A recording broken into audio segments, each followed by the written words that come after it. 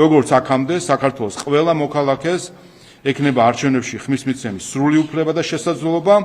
ერთადერთი პირობა არის 4 წელიწადში ერთხელ სამშობლოში ჩამოსვლა და ხმის მიცემა საქართველოში. ამის შესახებ შალვა პაპუაშვილმა დღეს გამართულ ბრიფინგზე განაცხადა. მისი თქმით, საარჩევნო კოდექსში ცვლილებები იგეგმება. ერთ-ერთი ცვლილება კი ემიგრანტებს შეეხება. თუ კი კოდექსში ცვლილება შევა, ემიგრანტები ხმის მიცემას საზღვარგარეთ ვეღარ შეძლებენ. შალვა პაპუაშვილის თქმით, ეს ცვლილება არ ზღუდავს ხმის მიცემის უფლებას, არამედ აწესებს ადგილსა და საზღვრებს. ცვლილების მიზეზად შალვა პაპუაშვილი ნების გამოვლენის თავისუფლებას ასახელებს და განმარტავს, რომ ემიგრანტთა ნაწილი დეზინფორმაციის მსხვერპლია. 2024 წლის საპარლამენტო არჩევნებაც კარგად აჩვენა, რამდენად ღია და უხეში შეიძლება იყოს ამორჩეველზე საინფორმაციო და პოლიტიკური ზეწოლა უცხოეთიდან. ამ მხრივ, რა თქმა უნდა, ზემოქმედების განსაკუთრებული რისკები არსებობს არარეზიდენტი მოქალაქეების, ანუ უცხო ქვეყანაში მყოფი საქართველოს მოქალაქეების მიმართ, რომლებიც უცხო იურისდიქციის და პოლიტიკური გარემოს გავლენის ქვეშ იმყოფებიან, სადაც სახელმწიფო ვერ ახორციელებს ჩარევის პრევენციას. ამასთან, არარეზიდენტი მოქალაქეების შემთხვევაში მაღალია საინფორმაციო მანიპულირების საშუალებები, ზოგადად ქვეყანაში არსებულ პოლიტიკურ თუ ეკონომიკურ გარემოზე, საზოგადოებრივ საჭიროებებზე ადამიანი ორი წყაროდან იღებს ინფორმაციას. ერთი, ეს არის მედია, საიდანაც ადამიანი ინფორმაციას უფრო გაფილტრულად, სარედაქციო პოლიტიკის შესაბამისი ინტერპრეტაციით იღებს და არის ეგრეთ წოდებული გაუფილტრავი ინფორმაცია, რომელსაც ადამიანი პირადად საზოგადოებასთან თუ სახელმწიფოსთან ინტერაქციაში იღებს. დეზინფორმაციისა და ცრუ ნარატივების ეპოქაში ამ ორი წყაროდან მიღებული ინფორმაცია შესაძლოა რადიკალურად ურთიერთსაპირისპირო იყოს. ეს გარემოება ზრდის ქვეყანას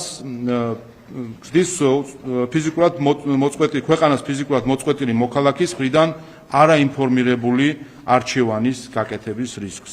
შესაბამისად, საქართველოს ტერიტორიაზე ხმის მიცემის წესის დამკვიდრება ზრდის არჩევნების მედეგობას, ამცირებს გარემოთამაშეების გავლენას და უზრუნველყოფს უფრო ადეკვატურ ინფორმირებულ არჩევანს. ცესკოს მონაცემებით 2024 წლის არჩევნებზე საზღვარგარეთ გახსნილი უბნების უმრავლესობაში ოპოზიციამ გაიმარჯვა. არჩევნებზე ემიგრანტები საკმაოდ მაღალი აქტივობა დაფიქსირდა, უფრო მეტიც ისინი დამატებითი საარჩევნო უბნების გახსნას ითხოვდნენ, რათა საკუთარი არჩევანი გაეფიქსირებინათ. მაშინ ქართული ოცნების მხრიდან საზღვარგარეთ მარცხი კი პროპაგანდას და ინფორმაციის ნაკლებობას დაუკავშირდა, რასაც ემიგრანტების აღშფოთება მოყვა. აგვიხსენით ერთი, რა ინფორმაციის დეფიციტი გვაქვს ჩვენ ემიგრანტებს და რატომ შევცდით, რომ თქვენ არ დაგიჭირეთ მხარი. გელოდებით. მოგმართავთ ბატონო ირაკლი კოპახიძე. ვის აქვს ინფორმაციის დეფიციტი? მე თქვენ გეტყვით, თქვენ რა დეფიციტი გაქვთ? ეს არის სამშობლოს სიყვარულის დეფიციტი, თავისუფლების დეფიციტი, დამოუკიდებლობის დეფიციტი, სამართლიანობის შეგრძნების დეფიციტი. ყველაფერს გავაკეთებთ. იმისთვის რომ არ შევეგუოთ ამას. არც შევეგუებით, არც გავჩერდები და ვიბრძოლებთ ბოლომდე, სანამ ჩვენი სამშობლო ევროკავშირში არ შემოვა. პირველ რიგში ჩემი საინფორმაციო წყარო არიან ის ადამიანები, ვინც დარჩნენ საქართველოში. არიან ეს ჩემი ნათესავები, მეგობრები, ნაცნობები, თუ სხვა, ვინც თითქმის ყოველდღიურ რეჟიმში თხოვს დავეხმარო მათ გერმანიაში წამოსვლაში. ესენი არიან ახალგაზრდები, რომლებიც ჩამოვიდნენ მიუხედავად იმისა, რომ მათ დაამთავრეს საქართველოში უნივერსიტეტი, არ ქონდათ პერსპექტივა. ისინი სწავლობენ ახლა გერმანიაში და უფრო კარგად არიან აქ სწავლის პერიოდში, სოციალურად, ფინანსურად, ფსიქიკურად, ვიდრე ესენი იყვნენ საქართველოში, როდესაც მათ ხელში ეჭირათ დიპლომი. მათ არ ქონდათ პერსპექტივა. ჩემი წყარო არიან ის ადამიანები, ვინც ხდებიან ავად, მათ არ აქვთ დასხვევა. სახელმწიფო მათ აფინანსებს მინიმალურად ან საერთოდ არ აფინანსებს. და მათ უწევთ ქვეყნის დატოვება ან ხშირ შემთხვევაში სიკვდილი. ზუსტად ასეთი საინფორმაციო წყაროები გვაქვს ჩვენ. და მაინტერესებს, ახლა მე გისვამთ შეკითხვას, თქვენ, როდესაც ხალხს აშენებთ გლობალური ომის პარტიით, რომელ ინფორმაციულ წყაროს ეყრდნობით? ეშინიათ ემიგრანტების ხმების აცხადებს ემიგრაციაში მყოფი პოლიტიკოსი გოგი ზულაია. მისი თქმით, ამ ცვლილების მიზეზი მხოლოდ ისაა, რომ საზღვარგარეთ მყოფ ოპოზიციურად განწყობილ საქართველოს მოქალაქეებს ხმის უფლება წაართვან. სუნელია, თითიდან გამოწოვილია და განსაზღვრულია ეს განცხადებები ოცნების ამომრჩეველზე. რომელსაც სული რო გაძროვა, მაშინაც აი, ნუ რა არის იცი? საბჭოთა კავშირის დროს ყველა პოლიტბიუროსები, ვინც კი სტალინთან იყო, ყველას ან შვილი ყავდა დაჭერილი, ან ცოლი ყავდა დაჭერილი და ამას ეგუებოდნენ. და მათთან თანამშრომლობდნენ. მოლოტოვს ცოლი ყავდა დაჭერილი, ვოროშილოვს აცაშვილი ყავდა, ვიღაცას ბიძაშვილი ყავდა, ვიღაცას დედა ყავდა, ვიღაც მამა ყავდა. აი იმნაირ ცხოვრებას გვიწყობენ რა. და ადამიანები არიან შვილს უჭირავენ, დედას უჭირავენ, მამას უჭირავენ, დედას სტირობენ და მაინც უყვართ რა.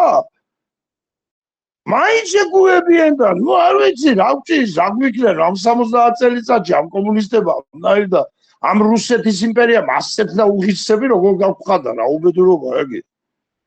არ ვიცი რა, ნუ არ ვიცი რა, კიდევ ერთხელ მინდა ქართველებს უთხრა რა. ხელისუფლება გვეუბნება ყოველდღიურად თავის ყოველდღიური საქციელით ჩამომაგდეთ მე თქვენი დედა. თუ არა განახებთ რას გიზამო და ჩვენ არ გვინდა ეს დავინახოთ კიდევ ვეხოტმებით და რა ვიცი კიდევ რაღაც რევოლუცია არა და იგი და მშვიდობიანი გზი. რა მშვიდობიანი? ჩემნები ზი. ვის ამგე ჩამოვაგდე? რას ვეუბნებ და ღლამგეს?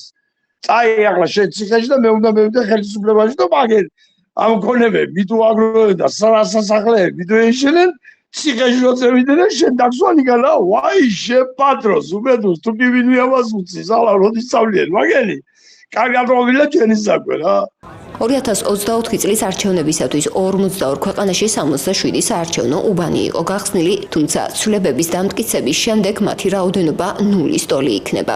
რაც საზღვარგარეთ მცხოვრები ემიგრანტების უმეტეს ნაწილს ერთ-ერთი უმთავრესი უფლების, ხმის უფლების გარეშე დატოვებს. უფლების გარეშე განსაზღვრონ საკუთარი მომავალი. ესეთი ბედნიერი რიგში დგომი ჯერ არ ყოფილვარ. იმიტომ რომ გონია რომ სწორ არჩევანს გავაკეთებ ჩემი ქვეყნისთვის და რა ვიცი აგერ კიდე იმდენი წლის უნარყავი თბილისიდან ვართ დიდი ხანია ნიუ-იორკში ვცხოვრობ თუ კარგა ხანია და დიდი ბედნიერება მინდა გამოვთქვა იმით რომ ეს მერგო წილად რომ მოვედი და ჩემი ხმა უნდა დავაფიქსირო შორე იმიტომ რომ საქართველოში საშინელება ხდება იქ არიან ჩემი მშობელი, ჩემი დათესავები, ჩემი შვილები, რაც თავარია შვილიშვილი და ჩემი შვილიშვილისთვის ნათელი მომავალი მინდა. მე ვხედავ ამერიკაში რა არის კარგი და რა არის ცუდი. ცუდი თითქმის არაფერი არ არის. იქ აქვს ცრუ ინფორმაცია ყველაფერი ამის შესახებ და მინდა რომ ევროპულ საქართველოში კონდეს ჩემ შვილიშვილს გზა და მინდა რომ რა გითხრათ ზიანი დღე გაუთენოთ და ქართველები შეგნებული და არ არის ის რომ ვიღაცა რაღაცა ჩაგვეჩურჩულებს ყულში ან რაღაცა ფინანსებზე გავიყიდოთ არა ჩვენ იმიტომ არ ჩამოვსულვართ აქ ჩვენი შვილების მომავლისთვის ავართ და იმედი მაქვს ყველა დაუბრუნდებით ყველა ქართველის არავის არ უნდა აქ დარჩენა საბოლოოდ ყველა ქართველს უნდა თავის საქართველოში დაბრუნება თავისი შვილების მომავლისთვის და რა თქმა უნდა ევროპული განათლება და რა თქმა უნდა ნათელი მომავალი ცვლილებების დროა